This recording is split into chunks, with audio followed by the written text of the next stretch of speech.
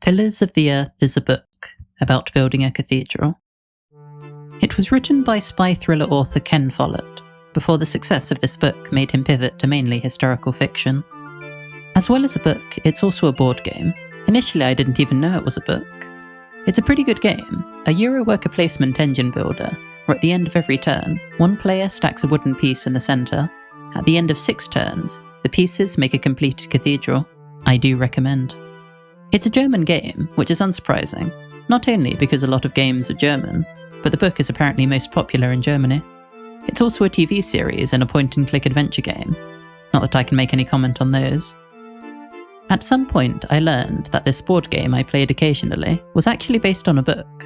I came across it a few times in charity shops, and I decided I wanted to read it eventually, since I thought the game and setting were pretty fun. Though it was quite a thick book, and I had other things to read, so it remained a vague plan for the future, until I received it for Christmas.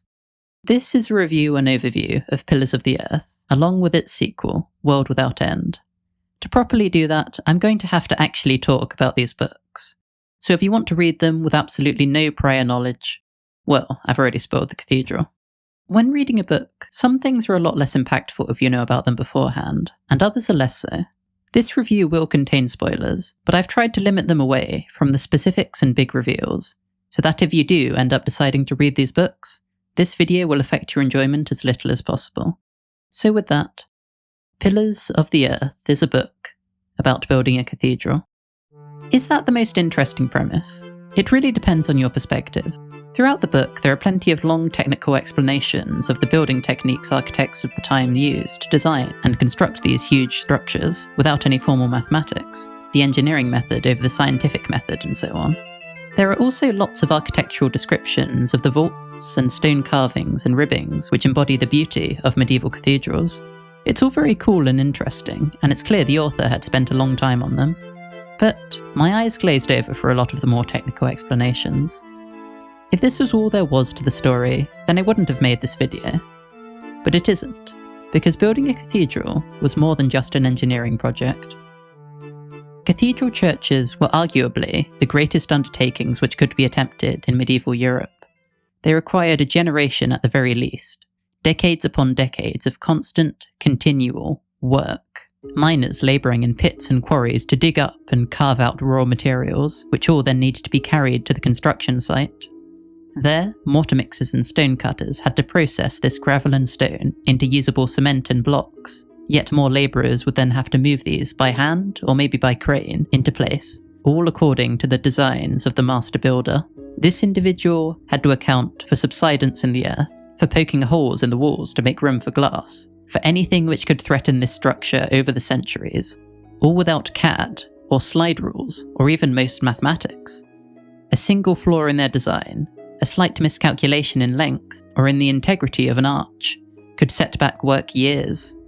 Then there were the specialists, needed to properly glorify this house of God, the carvers of elaborate sculptures and makers of fine glass windows and sculptors of bells. And all of these workers needed to be housed and fed and provided with those comforts which make life bearable.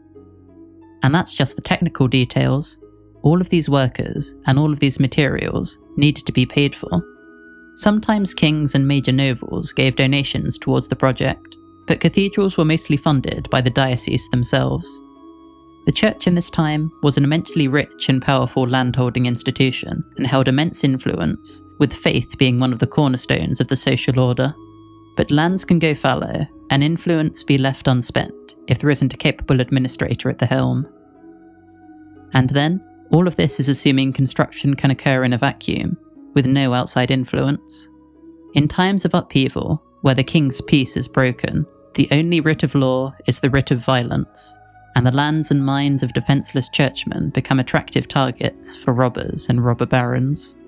Times of peace are often little better, having to fight the disputes over land and rights which defined the feudal system in courts of law presided over by rarely impartial judges.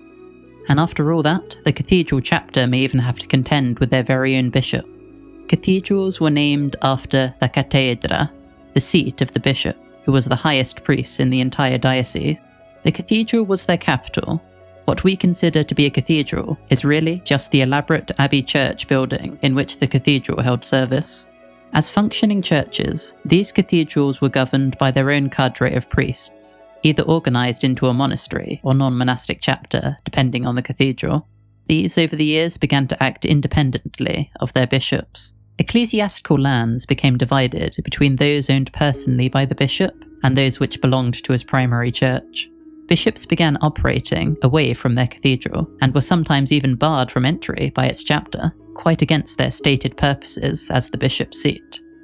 In the cases where the cathedral chapter wanted to consecrate a brand new, expensive church for themselves, they could easily run afoul of their bishop. Disruptions like these could bring works to a complete stop, turning a process of a generation into one of centuries. A mason working on York Minster at the start of its construction would not live to see it finished. Neither would their son, or their grandson, or great-grandson. It took over 250 years to complete. But completed it eventually was, and what a sight they must have been.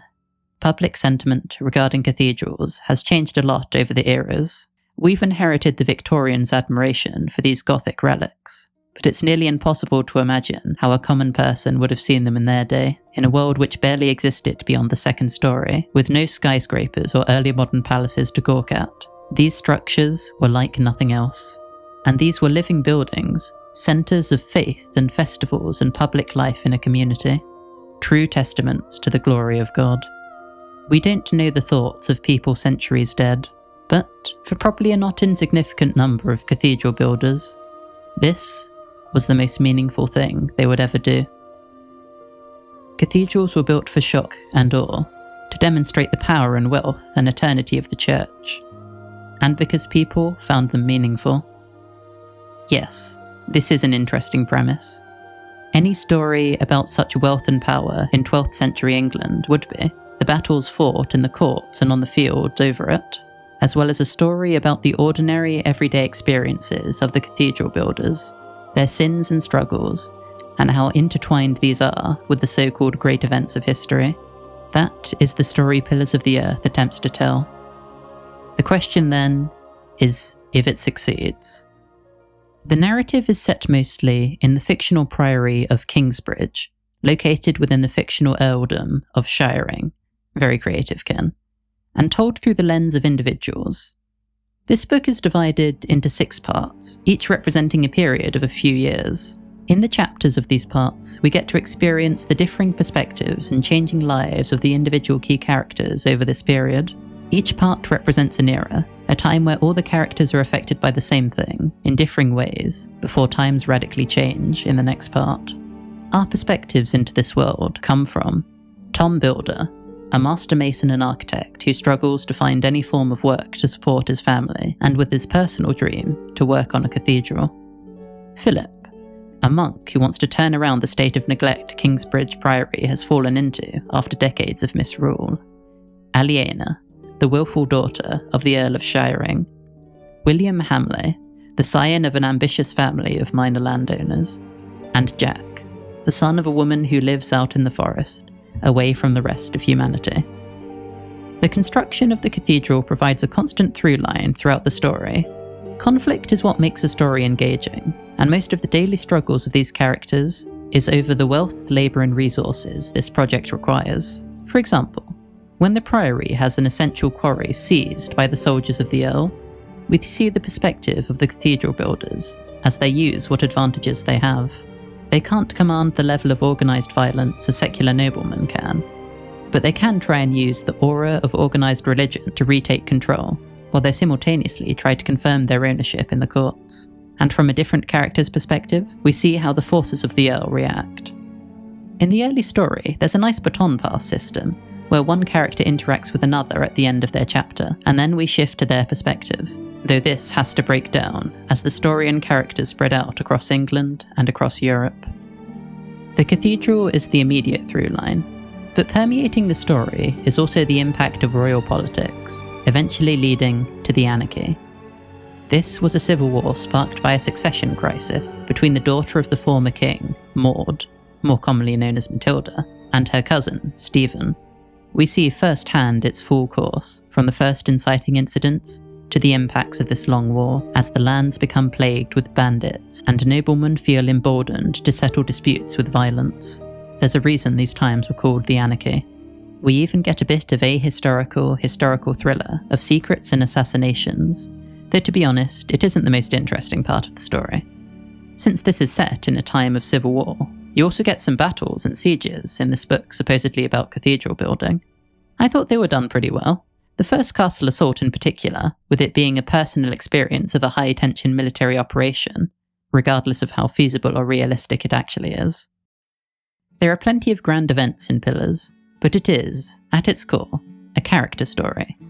The relationships characters build and lose with each other are always their primary motivator, and the narrative's central focus.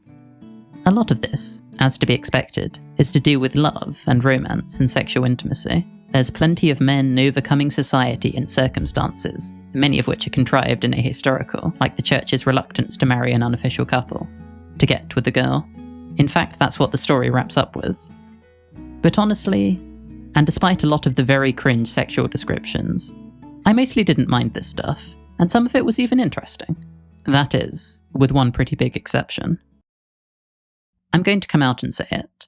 There is a graphic, it really feels unnecessarily so, depiction of sexual assault towards one of the main female characters.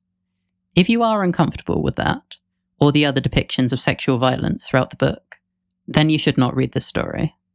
I don't think it's quite unforgivable. It is meant to be part of an empowering character arc about overcoming trauma, but I just don't think it's told well enough to justify its inclusion. Romantic and sexual relationships aren't the only ones covered. There are also those between parent and child, between employer and employee, and between political rivals. One of the most interesting relationships depicted is that between an individual and their conception of God, expressed through the characters of Philip and William Hamley. Philip is probably the most interesting perspective character. The church, with its restrictions on relationships, is a somewhat antagonistic force in this very relationship-driven story. That is, as an institution, there are plenty of outright antagonists as individual churchmen.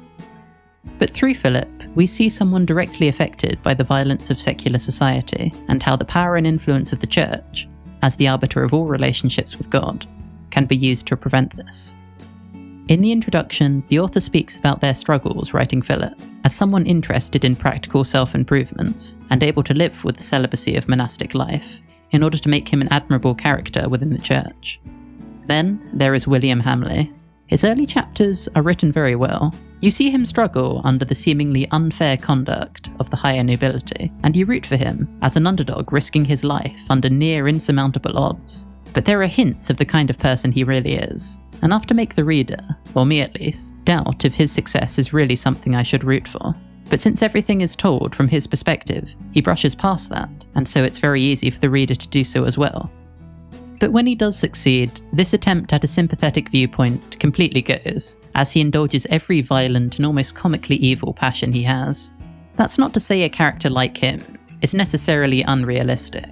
People like Roger de Belliure existed, and with his cruel and ambitious mother, he might have even been a direct inspiration. But characters like these invest you less in the story.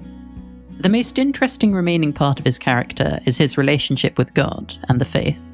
As a rapacious, violent member of the military aristocracy, William commits a laundry list of crimes which the church preaches will get anyone guaranteed a one-way trip to hell.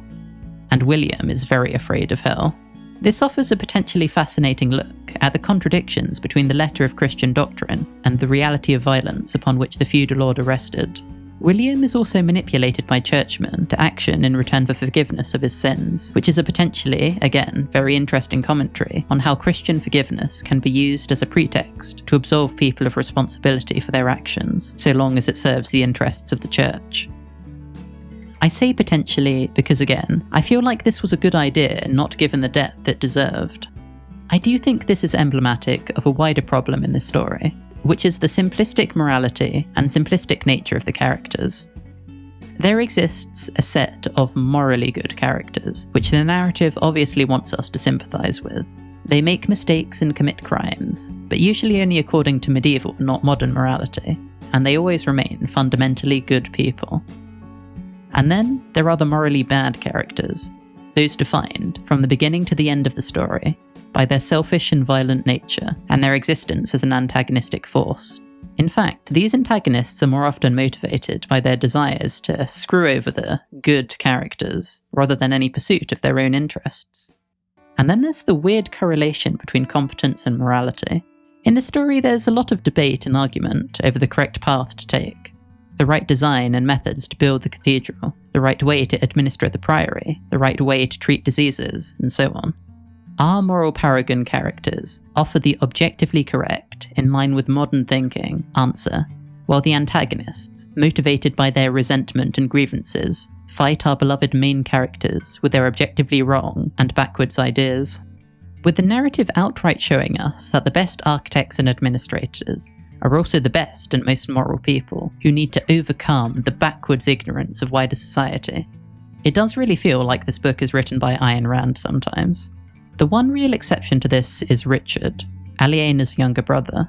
He's not a competent steward, or even necessarily a good person, but he's still on the side of the good characters because of family loyalty and mutual benefit. He could have potentially been the most interesting character, if the story actually gave him any real focus. The real issue is that pretty much every character of any node is defined either as supportive to our favoured characters or antagonistic, and are thus given a corresponding good or evil morality, and, according to a modern perspective, correct or incorrect opinions.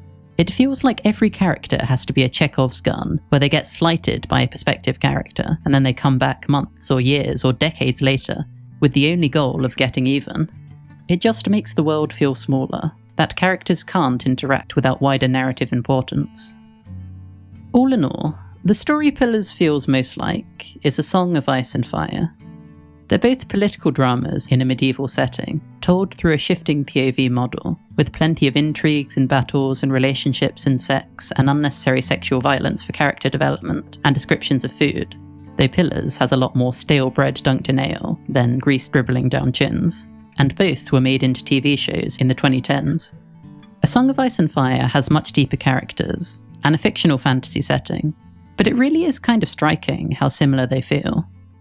Pillars of the Earth came out in 1989, 7 years before A Game of Thrones, and 4 years before Martin's first draft. I don't think it was a direct inspiration, but it wouldn't shock me if it was. Now, this video is intended to be a review of Pillars, and its sequel, World Without End, but up until now, I've only talked about Pillars. That's because they are the exact same book. World is set a century after Pillars, with all the new perspective characters being descendants of the previous. It doesn't just follow every plot element beat for beat, from the deep murder mystery to secret parentage, but every single character from the first book comes back and acts the exact same. You have the brutal and violent knight, the young engineering genius struggling against the ignorance of the times.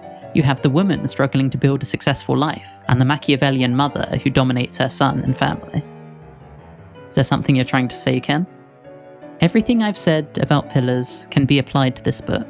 There are some differences, of course. The major external crisis is the Black Death and not the Anarchy, and there's a new character archetype of the peasant serf we get to follow, which I think was a good addition, getting to experience the politicking and marriage alliances and land disputes, which defined even the lowest levels of society, and the change to labour relations brought about by the Black Death. The evil knight, Ralph, is also a more interesting character than William. Through him, the story attempts to explore how cruelty and violence, despite being against Christian principles, is something instilled and supported because of its use to the feudal system, though as in Pillars, it isn't properly explored. I've spent most of the last few minutes going on about how thin the characters are in these stories, how simplistic the morality is, and repetitive the narrative is between books. So do I actually like this story? Do I recommend it? Categorically yes. Pillars of the Earth is a proper generational epic. You get to see these characters struggle and grow over 50 years. It's impossible not to get attached to them.